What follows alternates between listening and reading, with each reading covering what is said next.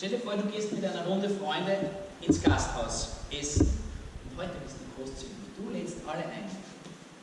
Danke. Das geht, heute geht es auf mich, okay? Ihr seid alle eingeladen. Danke. Aber nicht ich. Stell du dir das vor. Der Kellner kommt und fragt nach, oder ganz normal im Gasthaus, der Kellner kommt zuerst und fragt nach den Getränken, deine Freunde bestellen, keine Ahnung, sind vielleicht 5, oder jeder bestellt sich was, sie kriegen die Speisekarte. Und in dem Moment fangst du an zum Mitrechnen. Okay? 5 Getränke plus meins, keine Ahnung, 17 €. Und du fängst an, jedes Gericht, das sie jetzt da in der Speisekarte so gut finden, mitzurechnen. Oh, die Forelle klingt gut. 16 €, 17 € dazu, irgend sowas. Klingt gut. Das ist eine große Forelle. Die Suppe, Salat als Beilage, oh, das klingt lecker, landet auf deiner Rechnung im Kopf. Und mit jeder Überlegung deiner Gäste rechnest du mit vielleicht die Hühnerbrust, oder? Wie wäre es mit Tiramisu nachher? Oder ein Grillteller kommt dazu. Wie vielleicht ein Salat als Beilage. Und die Rechnung in deinem Kopf wächst und wächst und wächst und wächst. Und in dir drinnen passiert etwas, ob du es merkst oder nicht. Du fängst an, dass du dir Sorgen machst. Du fängst an, dir Sorgen zu machen und denkst dir, wow, das wird ganz schön die Rechnung heute. Damit habe ich nicht gerechnet, oder? Eigentlich, also ich habe schon jetzt damit gerechnet, aber vorher habe ich das nicht erwartet. Die lade ich nie wieder ein. Habe ich überhaupt genug eingesteckt für das alles? Ich weiß es nicht. Es läuft irgendwie langsam aus dem Ruder. Die machen Sachen, die... Worauf habe ich mich eingelassen? Hilfe. Und im Kopf bezahlst du schon jetzt den Preis für etwas, das später vielleicht überhaupt gar nicht eintreffen wird und gar nicht auf der Rechnung landen wird. Wenn wir die Präsentation bitte reinschalten. Wenn du so auf diese Weise deine Freunde im Gasthaus einlädst, dann trifft das zu, was Georg Müller gesagt hat, nämlich Sorgen sind die vorausbezahlten Zinsen für Probleme, die selten eintreffen. Wir befinden uns im 3. Teil von unserer Predigtserie mit dem Titel Fürchte, dich nicht. Und es geht heute um die Furcht davor, die Kontrolle zu verlieren. Und wenn wir darüber reden, dann hat es auch ganz viel mit dem sich Sorgen machen oder mit Sicherheit, mit Gefühl von Sicherheit zu tun. Wer von euch bezahlt gerne Zinsen? Bitte mal anheben. Okay, 100% haben nicht die Hand gehoben. Ja? Niemand bezahlt gern Zinsen. Niemand zahlt gern Zinsen. Und wenn du ein Haus kaufst, dann kann der Kaufpreis des Hauses eine riesige Herausforderung sein. Oder? Das kann herausfordernd sein, deine Hauszahlungen zu bewältigen. Aber die Zinsen können dich tatsächlich ruinieren. Und so ist es mit unserer Zukunft. Die ist oft herausfordernd. Aber wenn wir noch Zinsen drauf zahlen müssen, dann kann uns das ruinieren. Das, was noch gar nicht ist, und vor allem das, was vielleicht gar nicht sein wird, kann deine Gegenwart kaputt machen. Nämlich dann, wenn die Furcht vor dem Unbekannten, vor dem Ungewissen, dem, was du nicht kontrollieren kannst, was du nicht weißt, dir heute schon hohe Rechnungen auferlegt. Du heute schon was bezahlst, was eigentlich in der Zukunft liegt oder vielleicht gar nicht dort liegt. Wir würden niemals Freunde auf diese Art und Weise ins Gasthaus einladen. Und wir würden sagen, das ist ja lächerlich. So rechnet doch niemand, wenn er die Freunde. Aber ich glaube, in unserem Leben, in unserem Alltag tun wir das schon. Wir Menschen, wir tendieren dazu, dass wir unsere Hände voll haben. Wisst ihr, in der einen Hand halten wir unsere Vergangenheit fest. Wir wollen sie nicht loslassen. Vielleicht gute Erinnerungen, schöne Zeiten damals, Tradition, vielleicht auch Verletzungen, die uns angetan wurden, halten wir fest in der einen Hand und in der anderen versuchen wir die Zukunft zu greifen. Wir planen und wir sorgen und wir bereiten vor und oft ist eigentlich Furcht die Kraft, die uns dazu verleitet, dazu verführt, das zu tun. Und während wir so mit beiden Händen eigentlich völlig beschäftigt sind, verpassen wir das, was Gott uns heute vor die Füße legt, das wir heute mit beiden Händen anpacken sollten eigentlich. Wir reden heute nicht über die Vergangenheit, heute geht es um die Zukunft. Sorgen sind die vorausbezahlten Zinsen für Probleme, die selten eintreffen. Und ich will heute versuchen, mit euch zu identifizieren, wo wir mit der Furcht davor, die Kontrolle zu verlieren, die Kontrolle über den Lauf unseres Lebens, über unsere Zukunft, wo wir damit zu tun haben. Und ich glaube, dass wir gemeinsam aus Gottes Wort neuen Mut fassen können, diese Angst vor dem Kontrollverlust, der einfach neu zu begegnen. Und ich mag zu Beginn noch beten, mit Gott reden. Gott, danke, dass du da bist. Und dass das, was wir gesungen haben, die Worte, dass die wahr sind. Herr, wir wissen vieles. Wir wissen dein Kreuz und den Blick auf das Kreuz, den Blick auf Jesus, Herr. Aber wir beten, dass das doch unseren Alltag, unser Heute ganz neu beeinflusst, dass es das verändert. Hilf uns dabei. Danke, dass du sprichst durch dein Wort. Hilf uns hören, hilf uns glauben und hilf uns dann im Vertrauen auch Schritte zu setzen und zu gehen. Amen. Sprüche. Im Alten Testament, das Buch der Sprüche. Die Furcht, die Kontrolle zu verlieren, das ist ein ständiges innerliches Überschlagen der möglicherweise entstehenden Kosten. Innerlich tust du die ganze Zeit mitrechnen, was das kosten könnte und ob das hinhauen kann und so weiter. Und wir reden von einer Übersensibilität dafür. Eine Übersensibilität für Gefahr, für Unheil, für Not, für schlechte Dinge oder dass gute Dinge verpasst werden. Und diese Gedanken können uns, glaube ich, in die Panik führen innerlich. Was macht, wenn wir diese Furcht erleben, was macht diese Furcht vor dem Unkontrollierbaren, vor der Zukunft mit uns? Und Sprüche 12,25 im Alten Testament, die Bibel sagt, Sorge im Herzen bedrückt den Menschen, aber ein freundliches Wort erfreut ihn.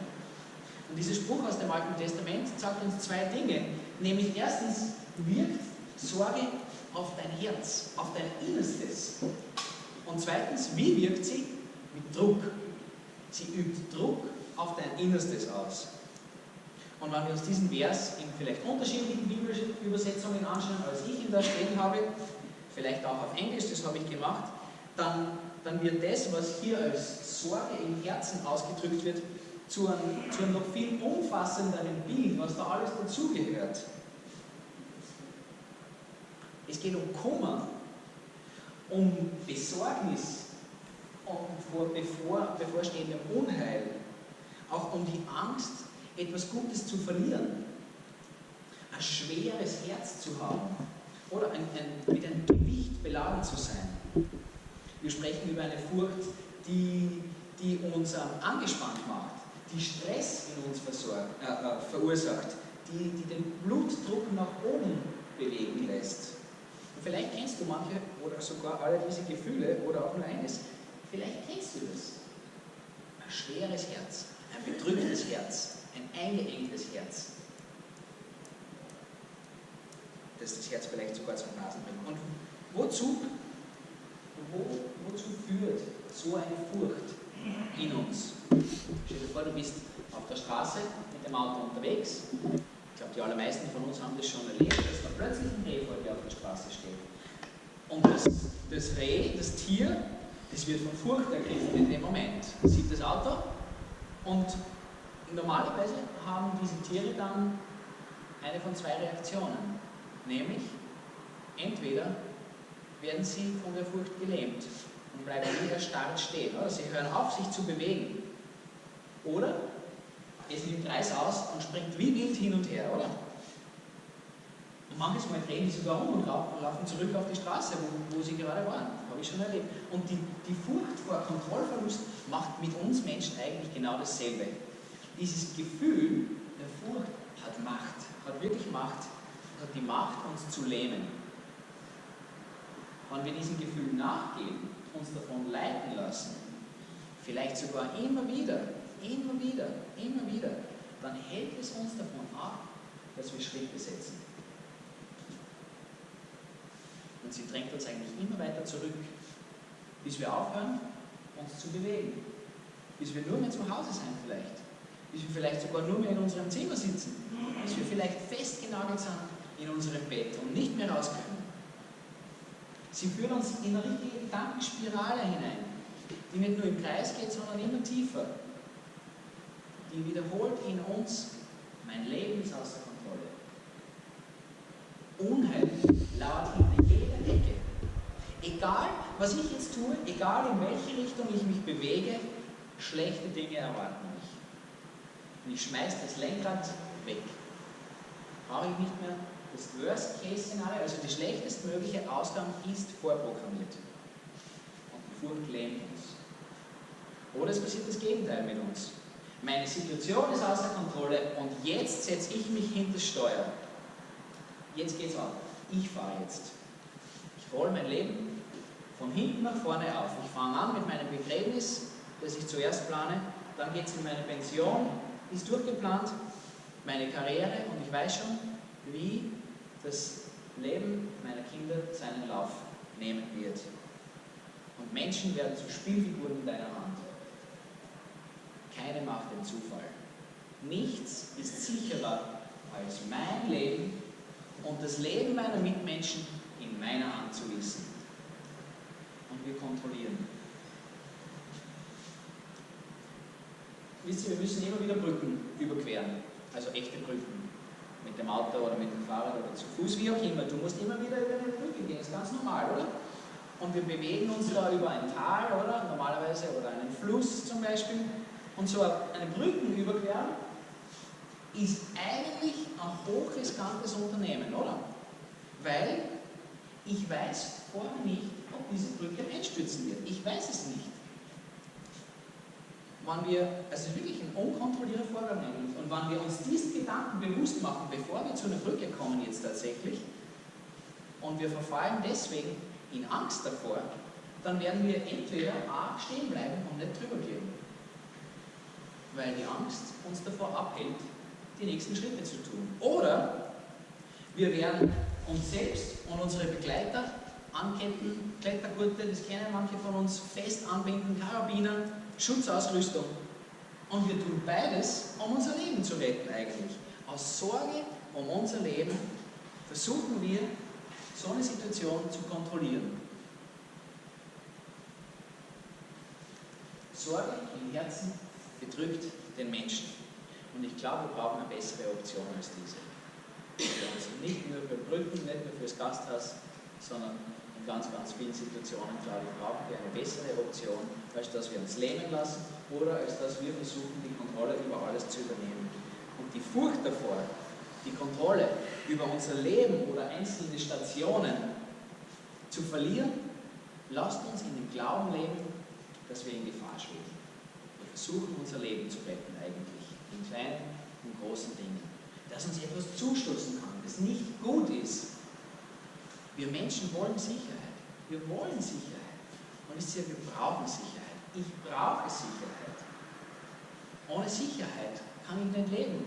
Nur Sicherheit erlaubt mir, dass ich mich frei über eine Brücke bewegen kann. Dass ich das mit Frieden im Herzen tue. Und die einzig freie Art und Weise, eben so eine Brücke zu überqueren, ist, sie im Vertrauen zu überqueren, dass sie nicht einstürzen wird, dass mir nichts passieren wird eigentlich. Dass mir nichts passieren wird. Im Glauben, mit beiden Beinen da drüber zu gehen. Das ist das beste Erlebnis, das du haben kannst, wenn du über eine Brücke gehst. Und wir müssen alles daran setzen, dass wir diese Sicherheit kriegen, dass wir diese Sicherheit haben. Wir brauchen Sicherheit. Wir sehnen uns nicht nur danach, sondern wir brauchen das. Und eine solche Sicherheit ist einzig und allein bei Gott zu finden. Wovor haben wir Menschen überhaupt Angst? Hast du das schon einmal überlegt? Und noch viel wichtiger, bist du, bin ich, sind wir überhaupt von dieser Art der Furcht betroffen? Erleben wir das überhaupt? Und ich habe ein paar Fragen, ich habe einen kurzen Fragebogen mit, den braucht ihr nicht ausfüllen und niemand braucht die Hand heben. Aber du kannst dich kurz selbst überprüfen, ganz einfach. Ich glaube, manchmal merken wir gar nicht, dass wir uns von Furcht in unseren Entscheidungen, Dinge zu tun oder zu lassen, leiten. Dass das viel öfter passiert, als wir glauben. Vielleicht kennst du eine von diesen Fragen, alle diese Fragen, ähnliche Fragen. Was ist, wenn die Wirtschaft kippt? Wenn mein Geschäft untergeht? Was ist, wenn mein Geschäft kaputt wird? Was ist, wenn ich meinen Job verliere? Was ist, wenn mein Partner mir nicht treu bleibt? Wenn unsere Ehe zerbricht? Was ist, wenn wir keine Kinder haben können? Oder, für manche noch viel schlimmer, was ist, wenn wir nochmal 2 Kinder bekommen? Was ist, wenn ich schlechte Nachrichten vom Arzt erhalte? Wenn ich mein Schuljahr nicht schaffe? Was ist, wenn ich die Schule wechseln muss? Wenn ein Familienmitglied stirbt? Was ist, wenn meine Situation nie besser wird? Was ist, wenn sie nie mehr mit mir redet? Oder er? Was ist, wenn ich am Ende alleine dastehe? Was wäre, wenn? Vielleicht kennst du ähnliche Fragen. Und diese Fragen sind ja nicht unbedingt schlecht. Es ist manchmal sogar ganz, ganz wichtig, dass wir diese Fragen stellen. Also die Frage an sich ist nichts Schlechtes. Aber du merkst, dass die Furcht anfängt, das Steuer zu übernehmen und dich zu führen, wenn unerwartete Situationen dich dann überrumpeln. Oder wenn du dir oft Sorgen um diese Dinge machst. Vielleicht, wenn du Schlaf über diese Dinge verlierst. Liegst du am Abend wach und kannst du nicht einschlafen, weil du an diese Dinge denkst. Oder wecken dich diese Gedanken sogar auf und du kannst nicht mehr einschlafen. Kannst du deine Gedanken nicht mehr abdrehen, dich von ihnen losreißen. Du merkst auch, dass die Furcht anfängt, dich zu steuern, wenn das Unbekannte dich einschüchtert. Wenn du aufhörst, neue Dinge oder überhaupt Dinge in Angriff zu nehmen, wenn du in Gewohnheiten und Traditionen dich festhältst, festkrebst, wenn du darin verfällst, um Veränderung zu verhindern, wenn Neues dich einschüchtert. Wisst ihr, die Furcht davor, die Kontrolle zu verlieren, vor der unbekannten Zukunft, die betrügt unser Herz und sie raubt uns den Frieden im Herzen. Es ist wie ein Luftballon. Wenn ich einen Luftballon habe und ich drücke da drauf, dem geht die Luft aus. Immer weiter, bis er zwischen meinen Händen verschwindet. Oder er rastet aus und fliegt in alle Richtungen, eigentlich tatsächlich unkontrolliert davon. Und wir brauchen Sicherheit für unser bedrücktes Herz. Ich glaube, wir kennen diese Furcht. Und Gott gibt dir diese Sicherheit. Machen wir unsere Bibeln auf und schauen wir gemeinsam, was Gott zu uns im Lukasevangelium Kapitel 12 heute sagt. Das ist im Neuen Testament.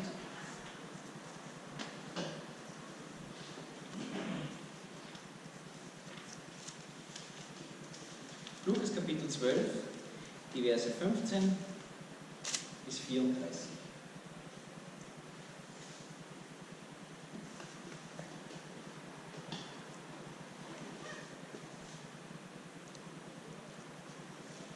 steht: Nehmt euch in Acht, also Jesus spricht, nehmt euch in Acht, hütet euch vor aller Habgier, denn das Leben eines Menschen hängt nicht von seinem Wohlstand ab. Jesus erzählte den Leuten dazu ein Gleichnis. Die Felder eines reichen Mannes hatten einen guten Ertrag gebracht. Der Mann überlegte hin und her: Was soll ich tun? Ich weiß ja gar nicht, wohin mit meiner Ernte. Schließlich sagte er: Ich weiß, was ich mache.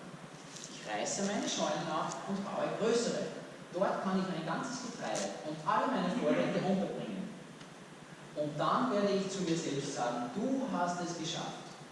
Du hast einen großen Vorrat, der für viele Jahre reicht. Gönne dir jetzt Ruhe, iss und trink und genieße das Leben. Da sagte Gott zu ihm: Du törichter Mensch, noch in dieser Nacht wird dein Leben von dir zurückgefordert werden. Wem wird dann das gehören, was du dir angehäuft hast? Jesus schloss, indem er sagte: So geht es dem, der nur auf seinen Gewinn aus ist und der nicht reich ist in Gott. Dann wandte sich Jesus wieder an seine Jünger und fuhr fort: Deshalb sage ich euch, macht euch keine Sorgen um die Nahrung, die ihr zum Leben, und um die Kleidung, die ihr für euren Körper braucht. Denn das Leben ist wichtiger als die Nahrung und der Körper ist wichtiger als die Kleidung. Seht euch die Raben an. Sie säen nicht, sie ernten nicht, sie haben weder Vorratskammern noch Scheunen, und Gott ernährt sie doch. Und ihr seid doch viel mehr wert als die Vögel. Wer von euch kann dadurch, dass er sich Sorgen macht, sein Leben auch nur um 1 Stunde verlängern? Wenn ihr also nicht einmal so etwas Geringfügiges fertig bringt, warum macht ihr euch dann Sorgen um all das Übrige? Und seht euch die Linien an. Sie wachsen, ohne sich abzumühen und ohne zu spinnen und zu weben. Und doch sage ich euch, sogar Salomo in all seiner Pracht war nicht so schön gekleidet wie eine von ihnen. Wenn Gott die Blumen auf dem Feld, die heute blühen und morgen ins Feuer geworfen werden, so herrlich kleidet, wie viel mehr wird er sich dann um euch kümmern, ihr Kleingläubigen? Lasst euch nicht von der Sorge um Essen und Trinken umtreiben und in Unruhe versetzen. Denn um diese Dinge geht es den Heiden, also Menschen, die nicht mit Gott leben, den Menschen dieser Welt. Euer Vater aber weiß, dass ihr das alles braucht. Es soll euch viel mehr um sein Reich gehen. Dann wird euch das Übrige dazugegeben. Du brauchst dich nicht zu fürchten, kleine Herde, denn euer Vater hat beschlossen, euch sein Reich zu geben. Verkauft euren Besitz und gebt das Geld den Armen. Schafft euch Geldbeutel an, die nicht löchrig werden, und legt euch einen unerschöpflichen Reichtum im Himmel an, wo kein Dieb ihn findet und keine Motten ihn fressen. Denn wo euer Reichtum ist, da wird auch euer Herz sein.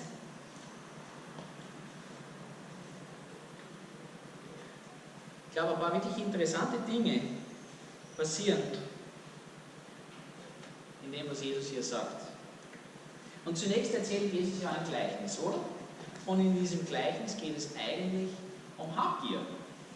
Und vielleicht fragst du dich, also ich habe mich das gefragt, was hat das eigentlich mit dem heutigen Thema der Furcht vor Kontrollverlust zu tun?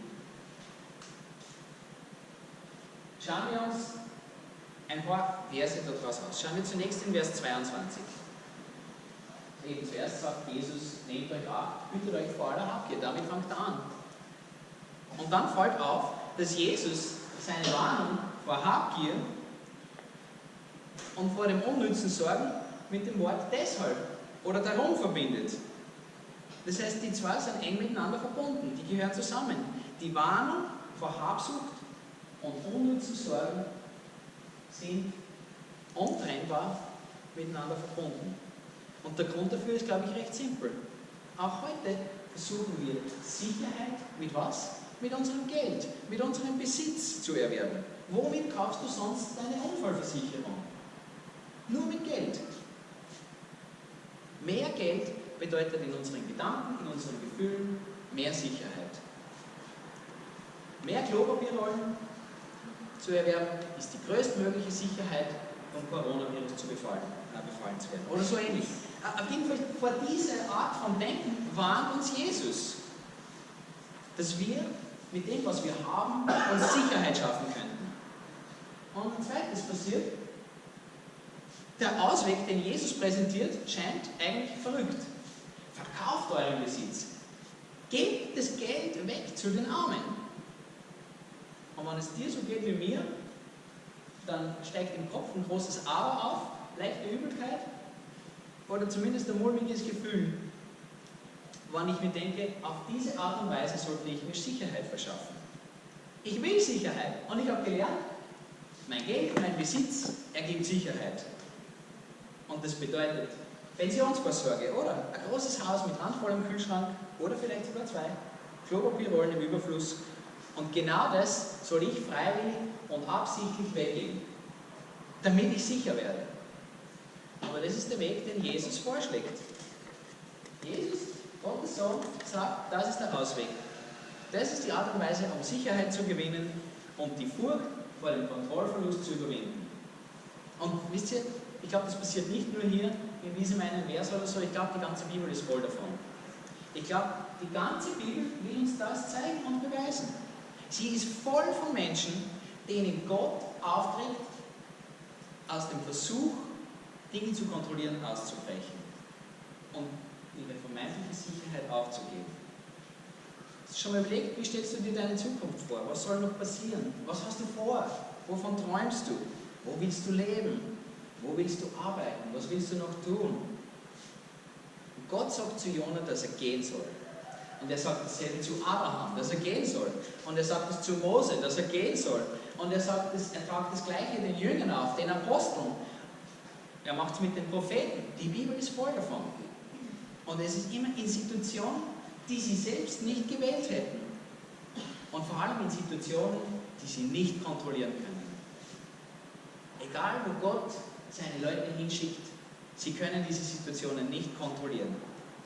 Und sie sollen, was er ihnen beibringen will dadurch, ist, dass sie ihre selbst gebastelte Sicherheit aufgeben sollen. Und Gott will genau das Gleiche für dich und mich.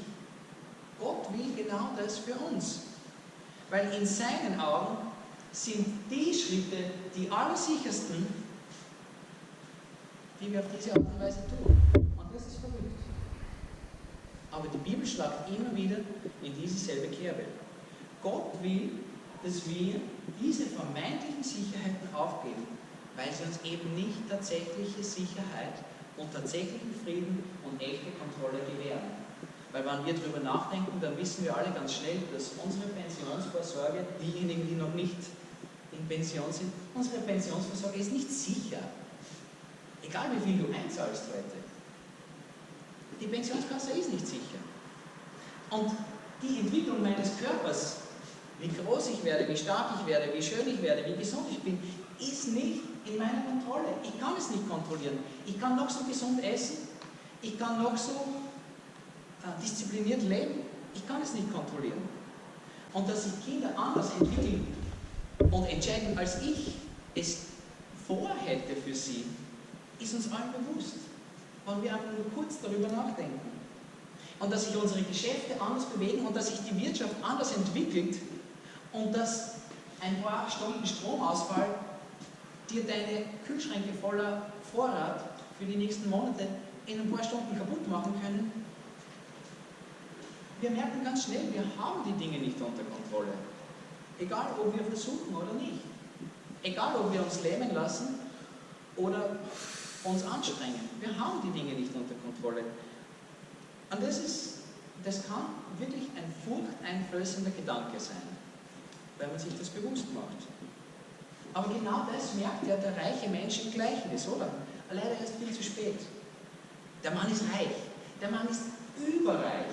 Oder? Er hat mehr, als er braucht, mehr, als er nur lagern kann.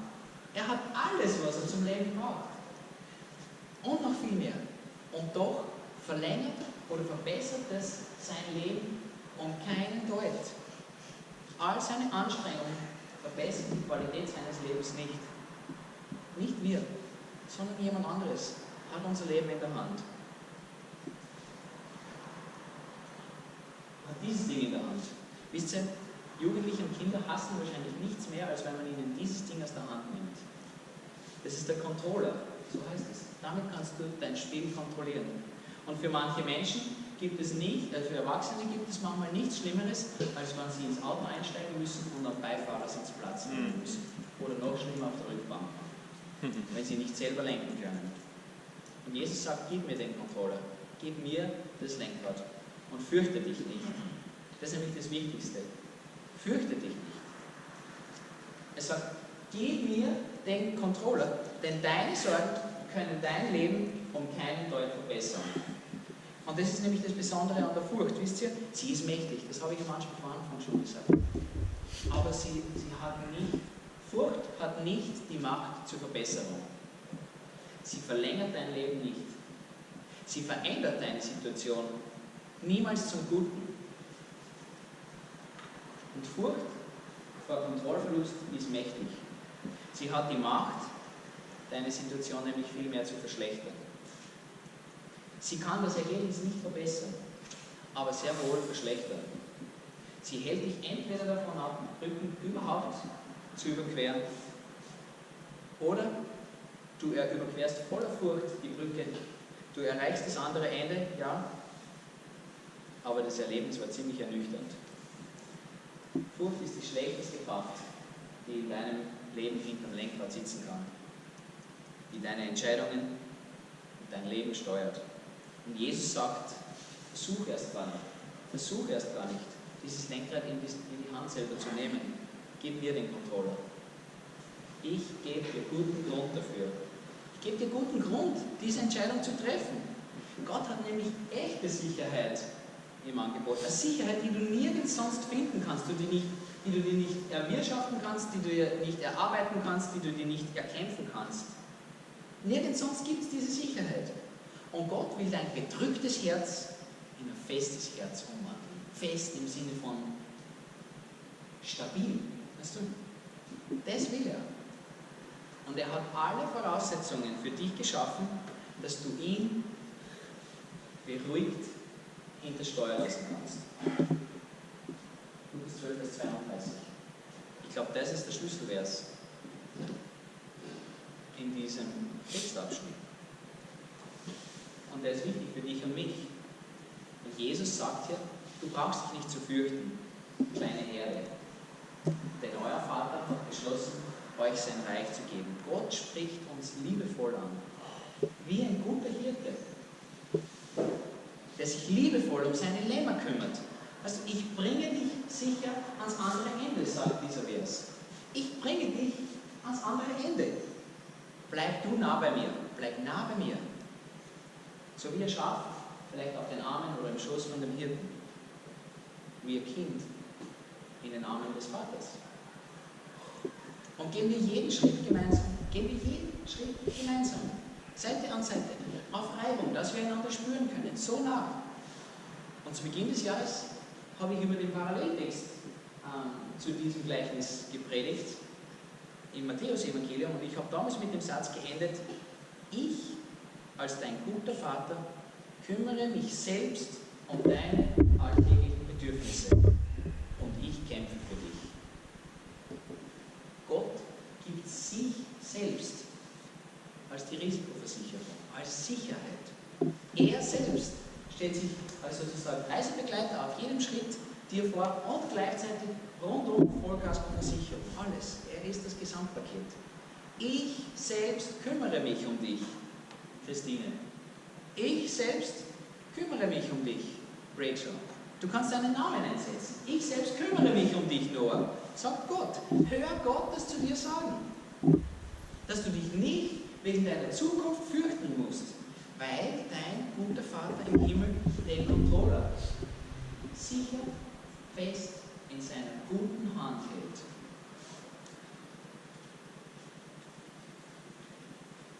Und Paulus bestätigt das. Wie gesagt, ich glaube, die Bibel ist voll davon. Paulus bestätigt das in Philipper 4, man dort liest zu Beginn diese Sicherheit, die Gott uns bietet. Er sagt, haltet euch treu zum Herrn. auf Reibung mit ihm sein, in seiner Nähe. Haltet dich treu zum Herrn. Freut euch, was auch immer auch geschieht. Freut euch darüber, dass ihr mit dem Herrn verbunden seid. Wieder diese Nähe zwischen Schaf und Hirte. Und noch einmal sage ich, freut euch. Macht euch um nichts Sorgen. Wendet euch vielmehr in jeder Lage mit Bitten und Flehen und voll Dankbarkeit an Gott und bringt eure Anliegen vor ihn. Dann wird der Frieden Gottes, der weit über alles Verstehen hinausreicht, über eure Gedanken wahren und euch in eurem Innersten bewahren, euch, die ihr mit Jesus Christus verbunden seid. Damit wir ein Leben voller Freude und Friede erleben können, dazu ist Nähe zu Gott der Schlüssel schlechthin. Haltet euch zum Herrn, sagt Paulus. Ihr seid mit dem Herrn verbunden. Ihr seid mit Jesus Christus verbunden. Das ist unsere Sicherheit, der Grund zur Freude und die Quelle unseres Friedens. Und über das Bitten, Flehen, die Dankbarkeit im Gespräch mit Gott können wir von der Furcht zum Frieden gelangen, weil wir jedes Anliegen vor ihn bringen, im Gebet. Und das ist der Grund, warum wir im Abendmahl und in der Taufe Jesus Christus nicht nur als unseren Heiland, sondern auch als unseren Herrn bekennen. Und ich weiß nicht, wie das bei dir im Fahrunterricht war, wie du den Autoführerschein gemacht hast. Bei mir war das so, dass mir mein Fahrlehrer gesagt hat, also er hat mir das so beigebracht, wenn ich mit dem Auto fahre auf der Straße in Österreich, dann soll ich nicht auf das, was direkt vor mir ist, den Blick heften, sondern ganz weit nach vorne. Man hat diese Pfosten auf der Seite der Straße und man nimmt den, der kurz vor der Biegung im Blick ist. Und wenn du dort deinen Blick festmachst, dann wirst du die Kurve sauber fahren können. Euer Vater hat beschlossen, euch das Reich zu geben. Das ist dieser Blick nach vorne. Jesus ist der Heiland. Die Ewigkeit ist die Sicherheit. Er selbst, Gott selbst steht dort. Er erwartet dich. Schau aufs Ziel. Schau nach vorne. Auf ihn. Und dann, auf jedem Meter dahin, erlebe Jesus als deinen Herrn. Bitte ihn. Flehe an. Dank ihm. Bring jedes Anliegen vor ihn. Gib ihm in jeder Situation den Controller in der Hand. Er kennt den Weg ganz genau. Und deine Furcht, deine Sorge verbessern weder deine Situation noch dein zukünftiges Leben. Aber mit dem Blick aufs Ziel kannst du heute voller Vertrauen Schritte setzen. Nur so kannst du Schritte nach vorne setzen. Und Gott verspricht uns Frieden. Gott verspricht uns Sicherheit auf diese Weise. Ein festes Herz anstelle von einem bedrückten Herzen. Frieden anstatt Unruhe und Schlaflosigkeit. Und wir werden nicht alles verstehen. Wir kontrollieren dadurch nicht den Lauf unseres Lebens. Aber Gottes Friede, der unseren Verstand sowieso bei weitem übersteigt. Ein so großer Friede wird uns Sicherheit, Festigkeit, Stabilität geben. Dann müssen wir heute nicht die Zinsen der Zukunft bezahlen. Das Prophetenbuch Jesaja im Alten Testament ist interessanterweise auffällig, oder spricht auffällig oft über so einen Frieden. So ein festes Herz, Sicherheit, wie sie Lämmer eben in der Fürsorge des guten Hirten finden. Und halten wir fest, was Jesus sagt, okay? Dadurch, dass wir uns Sorgen machen, können wir unser Leben um keine Stunde verlängern. Wir haben mehrere Möglichkeiten. Wir können uns von dieser Furcht in die Lähmung führen lassen, verführen lassen. Wir können auch versuchen, jedes Detail unseres Lebens zu planen, zu kontrollieren, zu regeln. Wir haben auch noch eine andere Möglichkeit. Wir können nämlich resignieren und einen Lebensweg einschlagen wie Menschen, die Gott nicht kennen. Jesaja 22, Vers 13. Es herrschen Ausgelassenheit und Vergnügen. Ihr schlachtet Schafe und Rinder, esst Fleisch und trinkt Wein. Lasst uns essen und trinken, denn morgen sterben wir. Das ist ein Abbild von unserer Kultur, von unserer Zeit, von unserer Gesellschaft. Essen, trinken, feiern, weil morgen ist sowieso alles vorbei. Das ist ein besiegtes Leben, nämlich ein hoffnungsloses Leben. Ein Leben, das von Furcht besiegt ist. So leben Menschen, die Gott nicht kennen. Oder wir folgen im Glauben Jesus, unserem Heiland und unserem Herrn im Glauben. Das garantiert nicht, dass uns niemals Böses geschehen wird. Das heißt nicht, dass die Kurve immer nach oben zeigen wird, stetig nach oben. Aber wenn wir in Gottes Nähe unterwegs sind, dann werden wir den Weg durch ungewisse Zeiten auf eine völlig neue Art und Weise erleben. Ich lese dazu Jesaja 26, 3-4 und Jesaja 30, Vers 18. Dort steht: Die mit einem festen Sinn umgibst du mit Frieden, weil sie ihr Vertrauen auf dich setzen. Vertraut auf den Herrn für immer, denn der Herr ist der ewige Fels. Jesaja 30, 18-21.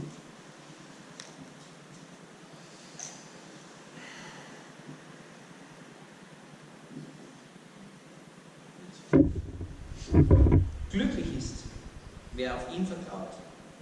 Ja, Volk Zion, das in Jerusalem wohnt, du wirst nicht mehr immer zu weinen müssen. Er wird dir sicherlich gnädig sein, wenn du ihn um Hilfe bittest. Dein Rufen erhört er sofort. In der Not wird euch der Herr Brot und in der Bedrängnis Wasser geben. Deine Lehrer werden sich nicht mehr verpflichten müssen. Du wirst die, die dich lehren, mit eigenen Augen sehen können. Weiter geht's. Ob dein Weg nach rechts oder links führt, wird eine Stimme hinter dir herrufen und dir ansagen: Das ist der richtige Weg. Den geh. Diese Worte gelten für dich. Was liegt heute vor dir? Oder morgen, in nächster Zeit? Jeder von uns steht, glaube ich, vor unterschiedlichen Herausforderungen, Projekten, Aufgaben, und manche davon sind furchteinflößend, glaube ich. Hast du schon resigniert? Tust du eigentlich nur mehr essen, trinken, feiern, weil es ist sowieso schon alles zu spät? Oder versuchst du deine Tage so gut wie möglich über die Runden zu bringen? Lass du dich von der Vergangenheit, von der Furcht lähmen.